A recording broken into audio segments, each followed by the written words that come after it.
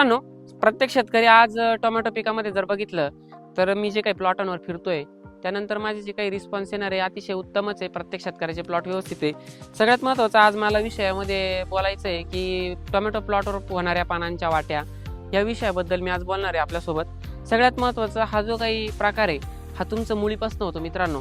आता सगळेच शेतकरी माझं मार्गदर्शन नाही घेऊ शकत. प्रत्येकाचे प्रश्न मला कमेंटच्या माध्यमातून येत आहे. तर याच्यावर एकच उत्तर आहे माझंवालं. स्प्रे टाकताना पॅगासिस 250 ml, एंट्राकॉल 400 ग्राम, फॉल्युक्युलर 120 ml आणि रॅपिग्रो घ्या 500 मिली किंवा मेगाफॉल घ्या 500 मिली.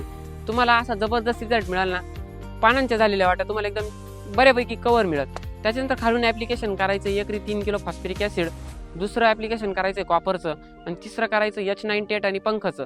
एवढं कॉम्बिनेशन घ्या तुम्ही 3 टप्प्यामध्ये. पहिलं ॲप्लिकेशन पहिल्या दिवशी, दुसरं लगेच दुसऱ्या दिवशी, तिसरं 3 दिवसाच्या गॅपनी असं ड्रिपचं ॲप्लिकेशन घ्या. 100% तुमच्या प्लॉटवरच्या व्हायरस कमी होईल.